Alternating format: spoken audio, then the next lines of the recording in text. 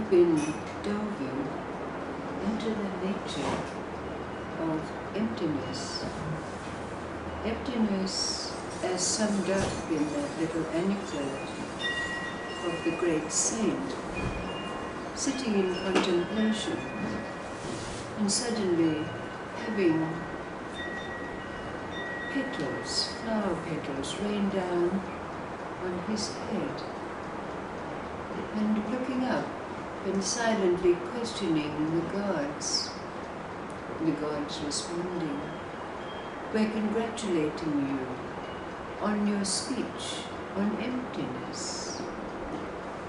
To which the saint replied, "But I did not speak of emptiness." The god said, "You did not speak of emptiness, and we did not hear emptiness.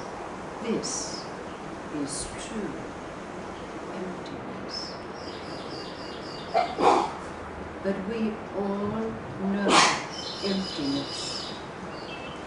But for each of us, according to our experience, we may have given it different names.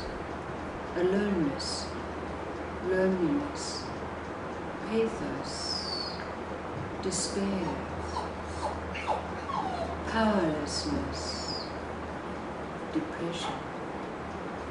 So, according to the nature of mind, there's a reaction, immediately combative, scrambling. So our task is to dismantle, to efface, to erase what our mind has perceived as what emptiness is in all its forms, so that we have the possibility of experiencing its true nature. In order to understand emptiness, we must first have answered and reconciled the question of what happens when stillness and movement meet. The movement of life and the still place that we now experience for the most part. That which yoga brings about, the integration of body, mind and spirit, the presence in life.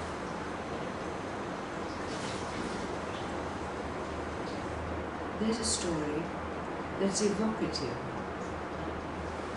Let's see what it evokes in us in this endeavor to come to an understanding of what emptiness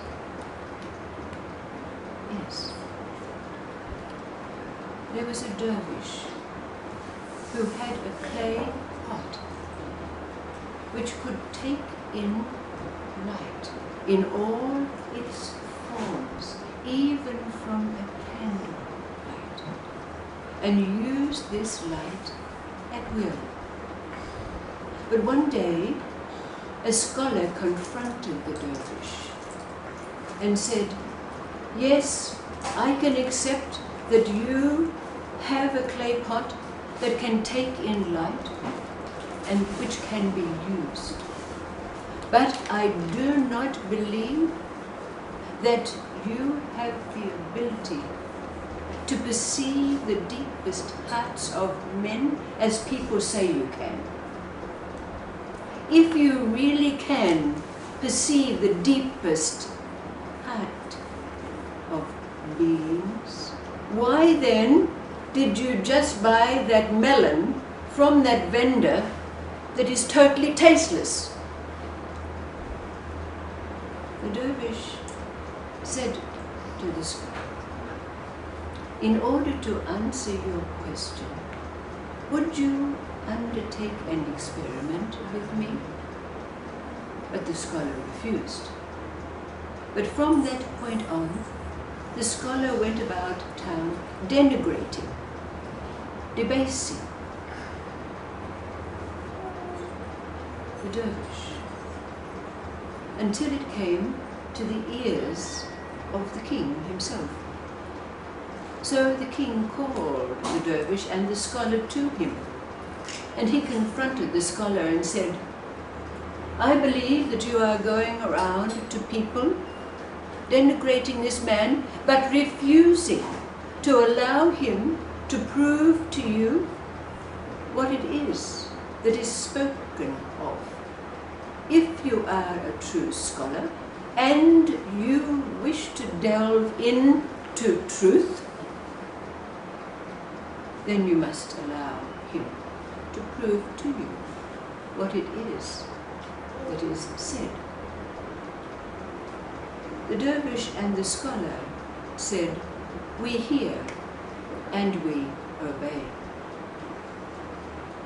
The dervish then took the scholar up to a mountainside, where for 3 days and 3 nights he taught him the dervish law.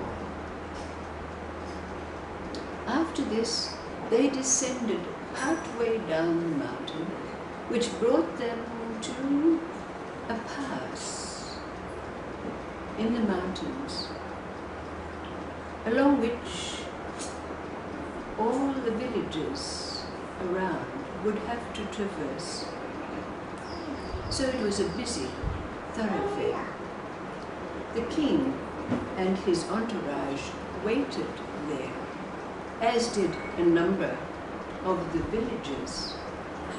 And there was, of course, the passing parade, those bringing their mules and their donkeys and their wares. And the dervish said to the king, "I will now place my hand on the shoulder of this scholar and impart to him my perceptiveness."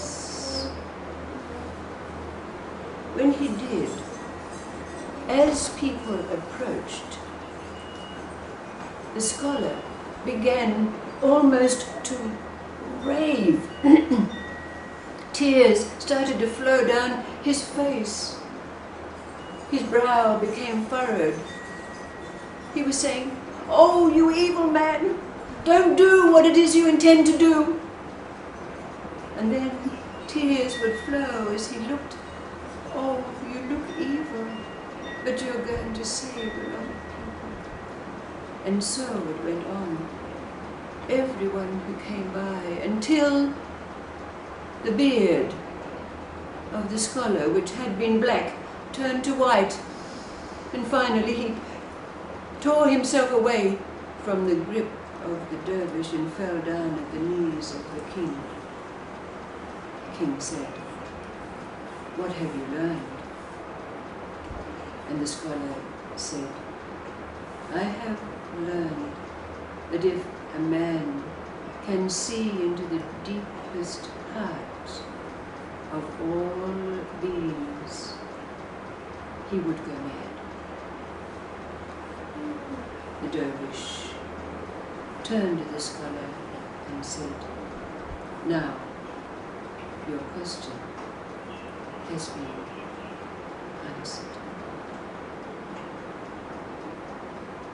What does this mean for us? What is it that arises out of the meeting of movement and stillness? A place where we have to reconcile within ourselves the input of life. Because in that place, we have no more barriers, no more shields, no more weapons. Life in full force at all levels can enter in.